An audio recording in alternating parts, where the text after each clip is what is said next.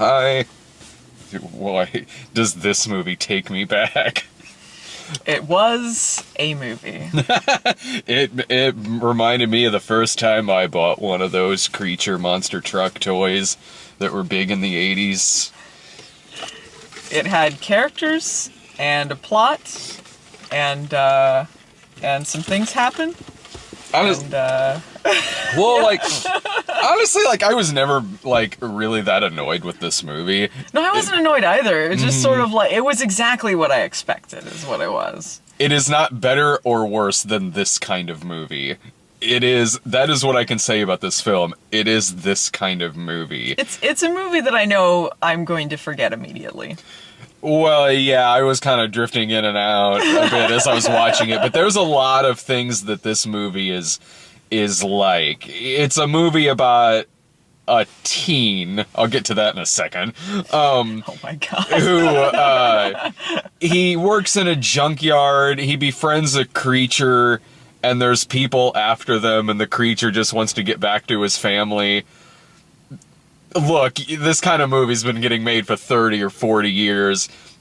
This is one of them. It's not worse than like a bad movie like that, but it's not on the better end of the spectrum of it. It just does all of the things that those movies do. They got a free Creech. Free Willy.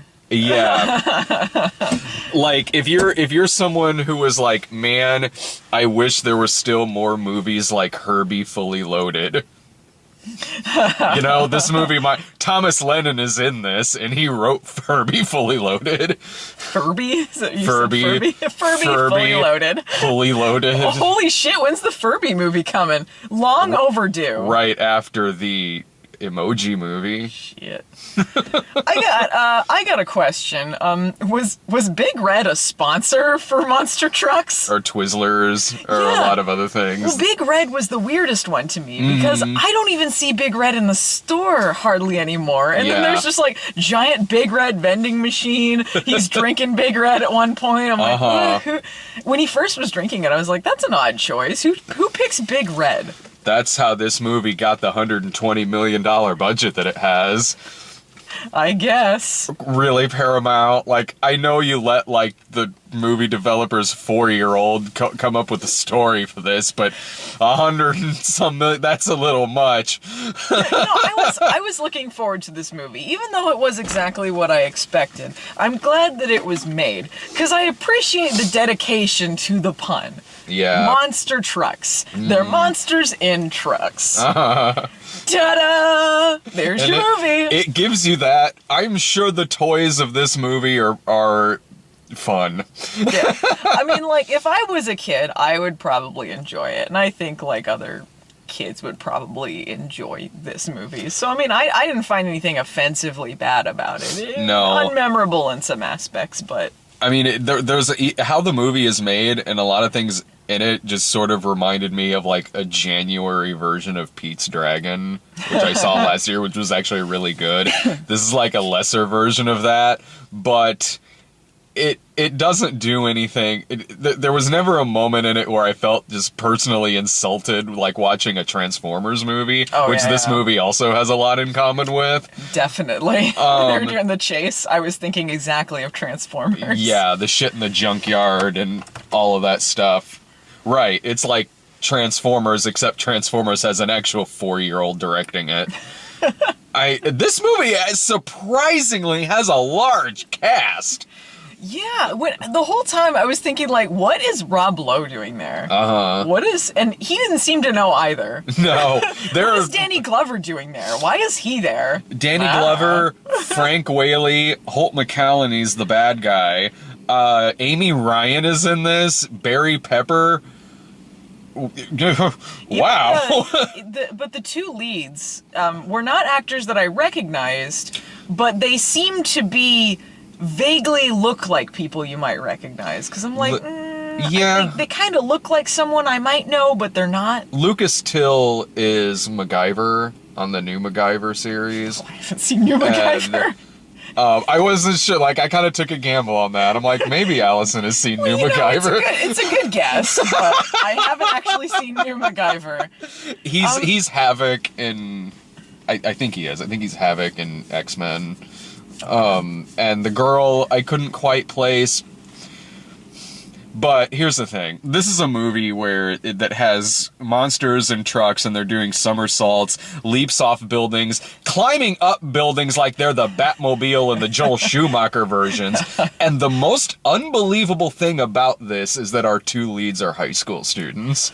Oh my god. When they showed him on the bus, surrounded by children much younger than him, I was like, I was a little held worried. back for a while? I was thinking something much more sinister was happening in that scene. Like, well, it's a good thing his mom's going out with a cop because this dude is gonna be on some kind of watch list for hanging out on buses all the time. There's a bomb on the bus. He's got them held hostage. They can't go under so fast, otherwise the bus is gonna explode. And monsters in it. Watching Lucas Till play this part is like watching, like, if like Elliot in E.T. was played by Henry Thomas now. That's what it's like. And look, I mean, yeah, every movie has like a fucking 20-year-old playing a high school student. That's extremely fucking common. Holy shit. This is beyond that. When they're walking around with the students, they look like the teachers. Yeah. They are significantly older than all the extras that are walking around them that are age appropriate. She is dressed like she's just like a straight up substitute teacher at this school. And she's tutoring him. And again, they both look like they're about 5 years younger than me. I don't need to be playing a fucking high school student in a movie. And the thing is, they didn't need to be high school students. No! None of the settings involved, like, occasionally they are in a classroom in the beginning, but you could easily set it in a college and it would be exactly the same. Yeah, make them college students. Or them being, like you just said, them being students factors into nothing. You could completely, you could just make it to where he just works in a junkyard. Yeah, honestly, you really could. Like, and I don't know, maybe she needs work on her car done or something, and that's how they get involved. It's honestly kind of contrived how they get her involved with that whole plot. Oh, I just happened to walk to the junkyard at 2 in the morning to give you these flashcards that I wrote. Get in the truck! You know, I love, like, when you describe this movie, like, it hits all the cliches, so it sounds more awesome than it is, because I do love the idea of it. You know, monsters in trucks. These kids gotta save these monsters from these evil oil drillers. Rob Lowe is so evil. He's gonna kill these monsters. And, you know, I don't understand. Half of these movies, it doesn't make sense anyway. When they have like this vendetta against like, oh, that whale, I hate that whale. Yeah. You know, but, best line of Free Willy, I hate that whale. But they have, you know, they have these monsters caught. And Rob Lowe's like eating a Twizzler, like, you know, we should just poison them and kill them so we can keep drilling. He's found out they're hive mind intelligent undiscovered creatures. You could make so much more money just exploiting these animals. But he's like, nah, put them in the just poison where they live and kill them. We gotta get that oil. What? Yeah, why? Like, this is the kind of movie that, like, your grandma would get you because she knows you like the movie Explorers. You know, like that kind of movie. Like, one that's not... Timmy loves trucks. I'm gonna get a movie with trucks in it. You like E.T.? Here's Mac and Me. Okay, this movie's a little better than that, but... Yeah, I'll give him that. Substitute Coke for Big Red, though. Yeah. If they had a dance-off in a McDonald's, I would highly recommend this movie. The casting is so weird in this because... I genuinely laughed when Danny Glover is like, hey, I'm back in this movie again. An hour later. Yeah, and I forgot he was in it, honestly, until he showed up again. I was like, oh yeah. And then, like, he takes it very well that there's these monsters. And then when they're leaving, he's like, yeah, go get them.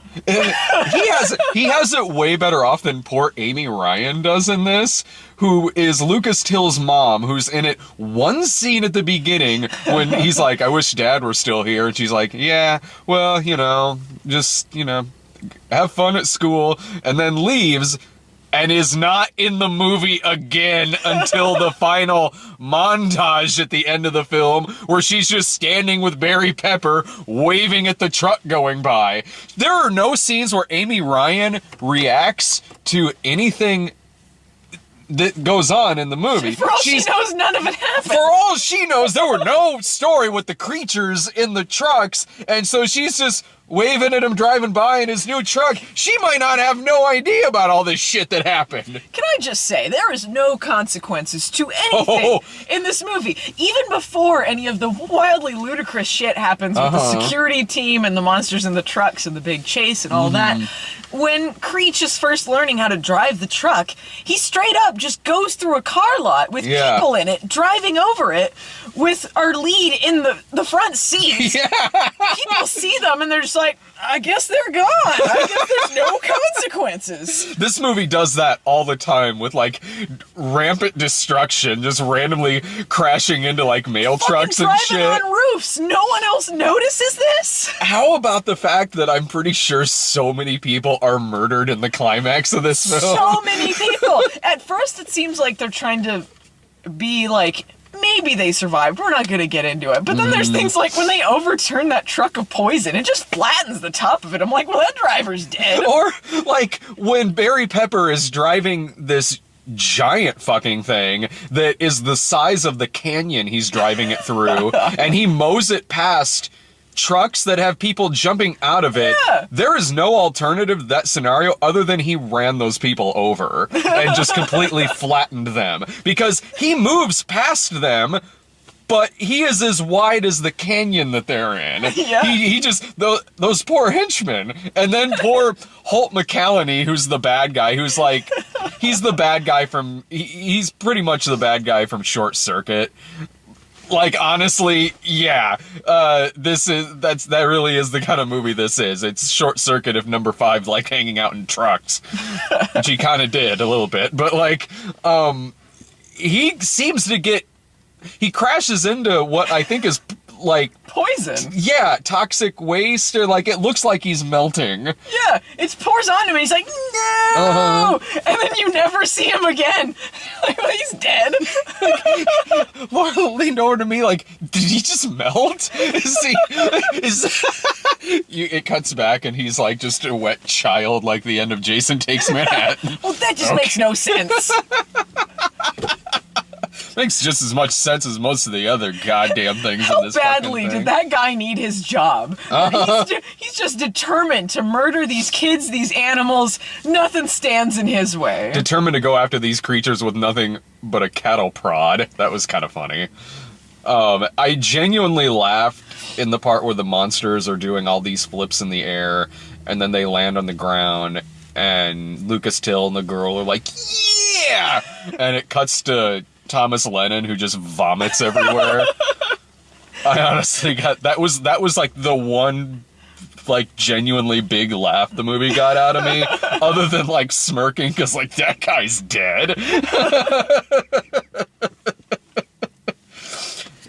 And other weird bits of casting too, like how the fact that the, like, rich kid bully that amounts to nothing. I thought that was gonna come to something and it didn't. No, it didn't. But, like, the casting in that looks like if you cast Fred Savage to bully Patrick Swayze. There's nothing legit about that at all. Going back to that security guy though, there's parts in it too that make no sense. Like, he's just chasing the kid around the town in the truck, and rampant destruction. Yeah. And there's a chase. The sheriff's there too, which is our lead stepdad, I guess. And what was the lead character's name again? You just said Lucas Till's the actor? He's the actor. Okay. Lucas Till. Yeah. I already forgot his name. Creech's owner. Creech's owner. Anyway, he's chasing them around, and then the sheriff's involved too. And then they get stopped by a train, and the sheriff's like, "Hey, what are you doing? Chasing my stepson around and, like, doing all this shit around the town?" And he's just like, hey, don't forget, like, we employ you guys too, so when the next re-election comes, da-da-da-da-da. So basically, he just can act like the police and bully this kid, and no one has anything to say about this. Or when they're on the lot with his biological father, and then they're just getting ready to, like, beat up and take the kid in just front of everyone. Another piece of rampant destruction where the truck just drives through Frank Whaley's trailer. They did not do a good job of establishing that he was a deadbeat dad until he was gonna, like, give him up to just get beaten up, I guess. Yeah. Because at first I was like, when they were talking about the accident, I completely spaced, and I didn't know they were talking about the oil drilling thing from the beginning, so I thought maybe there was some, like, traumatic thing that happens where his character, like, you know, his dad was kind of off and maybe people thought he was crazy and they were gonna make amends or something. But then he was like, he was drinking, and I'm like, oh, alcohol equals bad, I guess. And then he's like, I'm gonna make some chicken wings. By the way, you're going with this guy. Security. I couldn't tell either if he was, like, a deadbeat dad at first or not, because he seems to just live, like, a block away from them. So I'm like, or if, like, he and the mom just simply split up. The ADR said, like, Dad, what's he doing here?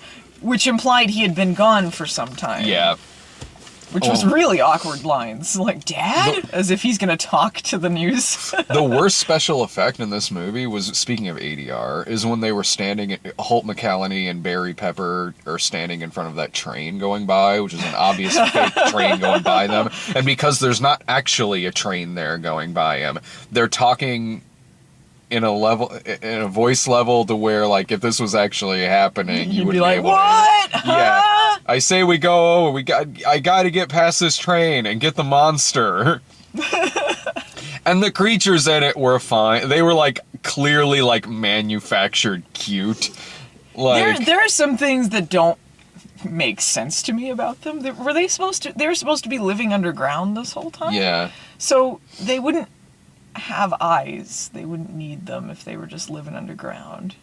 I would think. Unless they like surfaced every once in a while. Their cave does lead to the surface, I guess. So I guess no one just ever discovered them. I don't know. I don't know. They're weird. There's things about them where I'm like, I wish they'd humanized them a little less, because like it's fine to do, like, some cutesy things, like they can learn about, like, waving, or, you know, like, humans do this equals this, that's fine. But, like, there are things, like, when they're just, like, kind of smiling and acting like people, where it's like, that's a little too far-fetched for me, monster trucks. They smile, they laugh, they look like adorable old men, like cartoon, like, old people.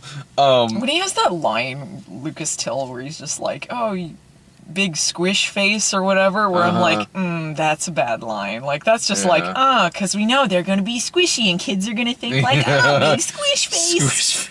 Like, they're so manufactured cute, and luckily they don't give them any annoying lines or anything like that, so it is impossible to hate them, because then if you were to want bad things to happen to them, you're just a sociopath watching this movie. Yeah. No, I mean, there's cute things about them, like how they're bioluminescent, so they, like, glow when they're in the water, and that looks really pretty. Well, here's what that looked like. That effect looked like someone shined a black light on them, and sometime in their sleep, Lucas Till jacked it all over them. Well, now that's what I think of. Now, every time you watch this movie... Every time I watch this movie, which I surely will, not immediately forget that I saw it by tomorrow. With Phelan. I liked fucking Rob Lowe gets his comeuppance at the end, sort of, just during the montage at the end. And you think something's gonna happen, like he's gonna be like, oh, I'll sue you, you can't take me down. And he just goes like... and then leaves.